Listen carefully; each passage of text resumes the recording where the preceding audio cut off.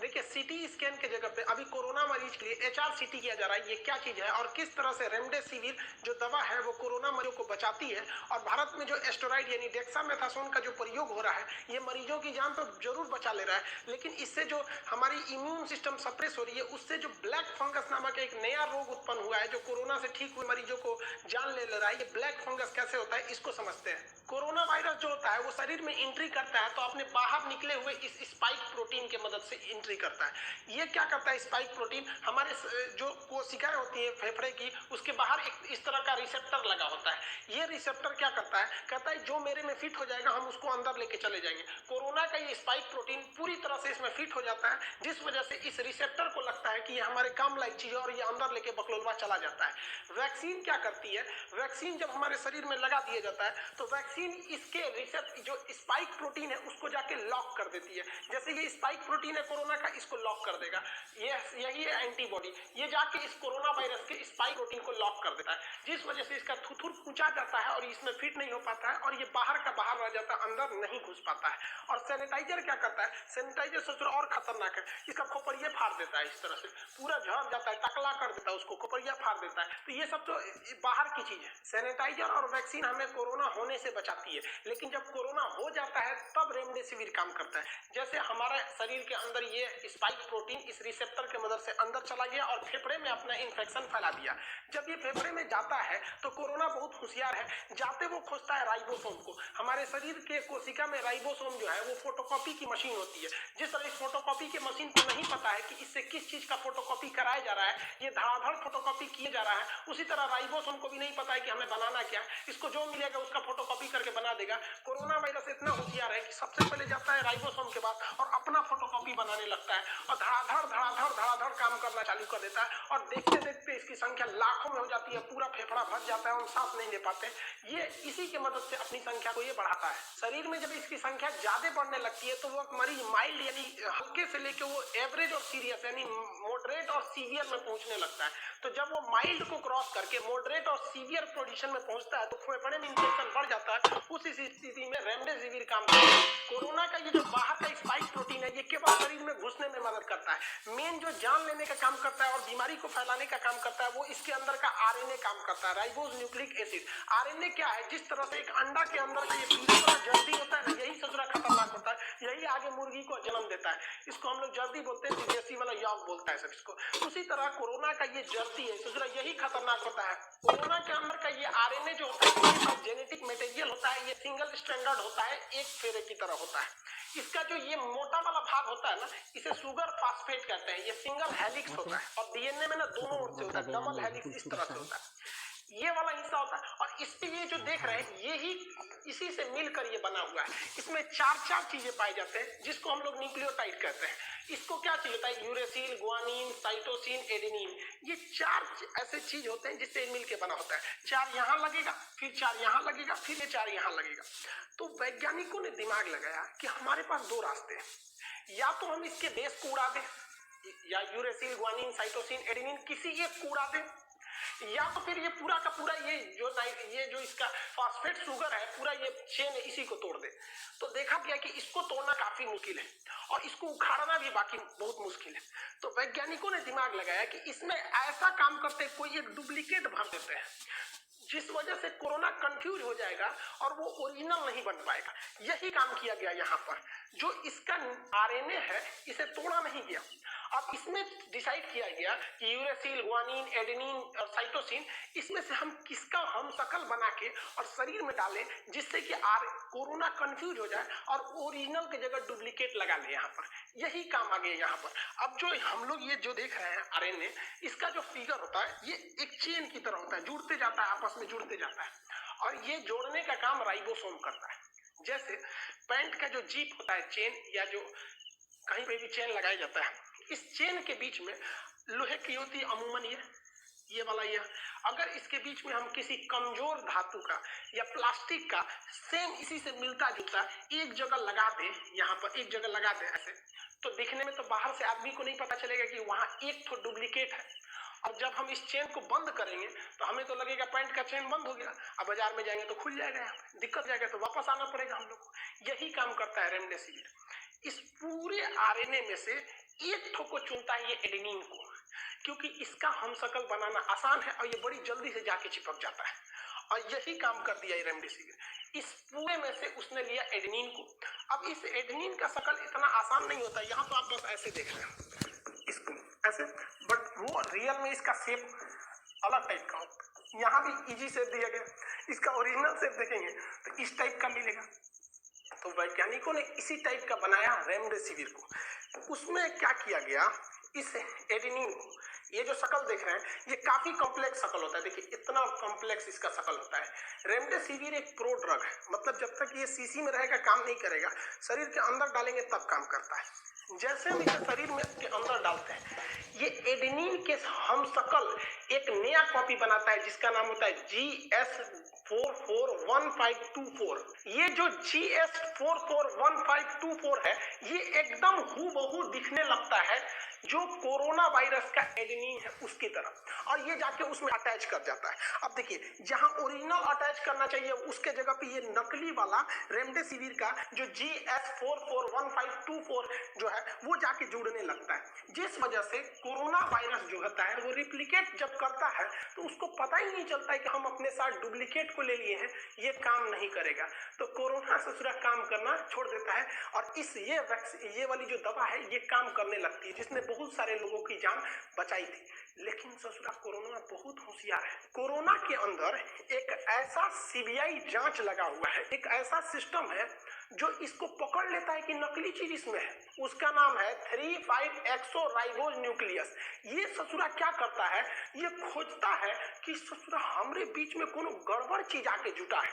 कहता है कि इसमें कौन गड़बड़ है, देखता रही लाल लाल कौन चीज जुड़ा है, ये गड़बड़ है, ये एडेनिन ओरिजिनल नहीं है, हटाओ हटाओ, फेंको इसको फेंको।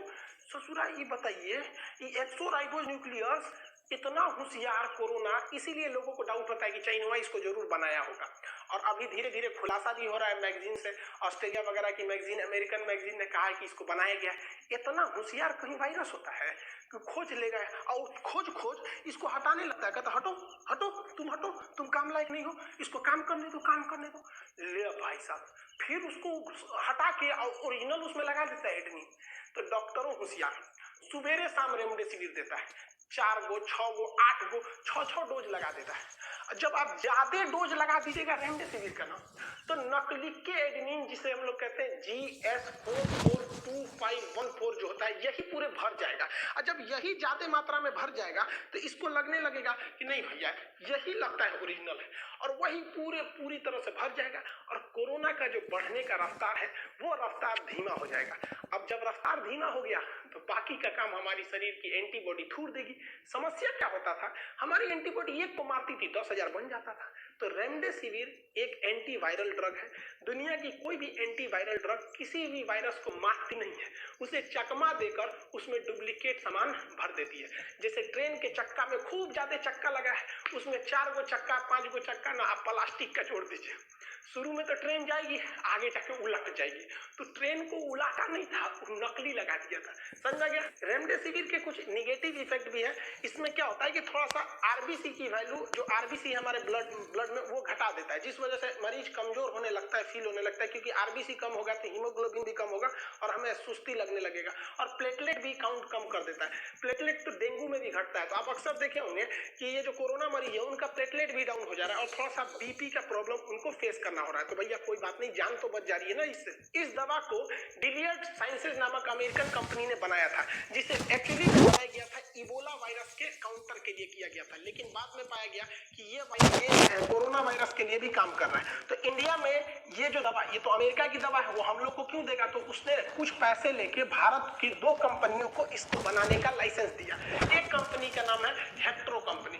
ये हेट्रो कंपनी जो है, ये जो रेमडेसिविर बनाती है उसका नाम रहता है कोवी4। तो आपको इंडिया में ज्यादातर रेमडेसिविर कोवी4 के ही नाम से मिलेंगे यहाँ पर। और एक और कंपनी है सिप्ला को भी बनाने के दिया गया, तो इसने एक नाम रखा, सिप्ला का नाम रख दिया सिप रेमी। तो रेमडेसिविर का आधा कर दिया रेमी और सिप्ला का आधा कर दिया सिप, तो इसने कर दिया सिप रेमी। तो आपको यही 2 मिलेगा। इसमें भी डुप्लीकेट बहुत आने लगे थे, 40,000 50,000 के आने लगे थे। तो इसमें डुप्लीकेट से बचने का एक रास्ता, कि पाउडर वाला फॉर्म ज्यादा सेफ रहता है। उसमें जब डॉक्टर उसको लिक्विड बना के लगाएगा जाएगा। और लिक्विड वाले में तो अक्सर देखा गया ससुराल डुप्लीकेट भेज दिया। इसका अमूमन 2 से 4 हजार जेन्युइन रेट आता है, लेकिन इसको 50,000 तक में भी बेचा गया था। हाइपोक्सिया से भी बहुत सारे लोगों की कोरोना में जान चली गई। देखिए, हाइपोक्सिया मतलब होता है सांस की कमी हो जाती है। तो अमूमन जो हमारा पल्स ऑक्सीमीटर जो नापता है वो 94 से कम नहीं होना चाहिए। तो ये 94 से कम होता है तो हमें सांस लेने में तकलीफ होने लगती है, जिसे हम हाइपोक्सिया कहते हैं। जितना ज्यादा ये वैल्यू नीचे जाएगी उतना ही हमें सांस लेने में दिक्कत होगी, तो हमें ऑक्सीजन लगाना पड़ता है। ये है हाइपोक्सिया। लेकिन जिन्हें हाइपोक्सिया होता है वो उतना खतरनाक नहीं होता है, क्योंकि उनको पता है जब सांस फूलने लगता है तो उन्हें खुद ही लगने लगता है कि ऑक्सीजन की कमी है। लेकिन ससुरा हाइपोक्सिया में भी एक होता है साइलेंट हाइपोक्सिया, जिसे हम लोग साइलेंट हाइपोक्सिया को हम हैप्पी हाइपोक्सिया कहते हैं। ये क्या चीज है भैया?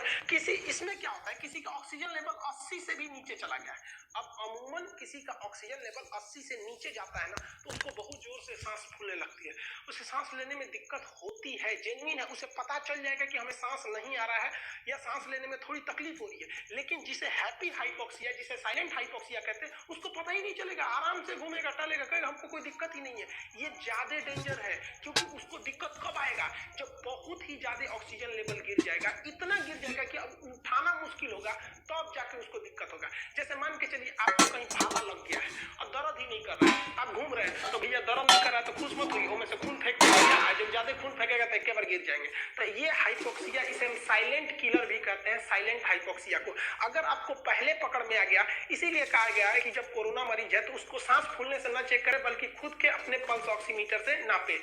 जैसे मेरा ऑक्सीमीटर देखिए बता रहा अभी 99 है, मेरा ऑक्सीजन लेवल 99 अभी है, जो एकदम नॉर्मल है। कोरोना के कुछ मरीजों में एक और चीज देखा गया, ब्लड क्लॉटिंग। उनका ब्लड क्लॉट कर जा रहा था, नसों के अंदर जम जा रहा था। देखिए, ब्लड बाहर क्लॉट करता है, कभी चोट वोट लगता है तो डेंजर नहीं माना जाता है, लेकिन जब ब्रेन में क्लॉट कर जाता है या नसों में क्लॉट कर जाता है तो उससे ज्यादा दिक्कत होता है, स्ट्रोक का खतरा हो जाता है। इसलिए डॉक्टर जो है इसे ब्लड को क्लॉट यानी थक्का ना बने, इसके लिए अलग दवा देते हैं, जिसे ब्लड थिनर कहते हैं, ब्लड को पतला करने वाला, या क्लॉट ब्लास्टर, जो क्लॉट हो गया उसे ब्लास्ट करने के लिए। इसका टेक्निकल जो नाम होता है एंटीकोगुलेंट होता है। आमतौर पर इसे हेपरिन दिया जाता है। जिसमें ज्यादा क्लॉट कर जाता है उसे आईवी यानी इसके थ्रू, इंजेक्शन के थ्रू दिया जाता है। लेकिन ज्यादा पतला भी करना गलत है, इसलिए डॉक्टर क्या करते हैं, इसको टेबलेट फॉर्म में देते हैं, जो कि एक एवरेज रूप से अपना वर्क करती है। कोरोना वायरस से लड़ रहे लोगों में जानलेवा तब साबित हो जाता है जब कोरोना वायरस के साथ साथ उसमें बैक्टीरिया का भी अटैक हो जाता है और यह निमोनिया का रूप ले लेता है। तो जब कोई व्यक्ति कोरोना से भी लड़ रहा है और साथ ही साथ निमोनिया से लड़ने लगता है, जिस वजह से उसका जान ज्यादा जाने लगता है, इसलिए बहुत सारे एंटी बैक्टीरियल जो ड्रग दिए जा रहे थे। तो देखिए, एंटीबायोटिक जो है वो हमारे किसी काम का नहीं है कोरोना में, क्योंकि कोरोना एक वायरस डिजीज है। तो हमें एंटी वायरल ड्रग देना है, जैसे रेमडेसिविर एंटी वायरल है, लेकिन डॉक्टर साथ साथ एंटीबायोटिक भी देते थे, जो एंटी मतलब दुश्मन, बायोटिक मतलब बैक्टीरिया, जो बैक्टीरिया को ही मारता था। वो कोरोना से नहीं लड़ता था, बल्कि वो क्या करता था, बैक्टीरिया को मारता था। अगर एंटीबायोटिक नहीं दिया जाएगा तो उस व्यक्ति में निमोनिया का भी खतरा बढ़ जाएगा और उसकी मृत्यु होने की संभावना और बढ़ जाएगी। कोरोना पेशेंट में सबसे ज्यादा जान अगर किसी ने लिया है तो वो साइटोकाइन स्टॉर्म ने लिया है। ये साइटोकाइन स्टॉर्म एक अच्छी भी चीज है। उससे पहले हम ये समझते हैं इन्फ्लेमेशन क्या होता है। जब कभी शरीर में कीटाणुओं का अटैक होता है, वायरस बैक्टीरिया का अटैक होता है, तो उसे हम कहते हैं इन्फेक्शन। जब वो हावी होता है तो उसे कहते हैं इन्फेक्शन। लेकिन जब उसको मारने के लिए हमारा इम्यून सिस्टम, हमारी रोग प्रतिरोधक क्षमता जब हावी हो जाती है तो इसे कहते हैं इन्फ्लामेशन। इन्फ्लामेशन के कुछ संकेत है। जब कभी भी इन्फ्लामेशन होगा, जैसे मान के चलिए आपको चोट लग गया तो यहाँ पर तो इन्फेक्शन होगा, लेकिन अगर हमारा शरीर भारी पड़ेगा तो उसे इन्फ्लामेशन कहते हैं। इन्फ्लामेशन का कुछ सिंबल होता है। सबसे पहला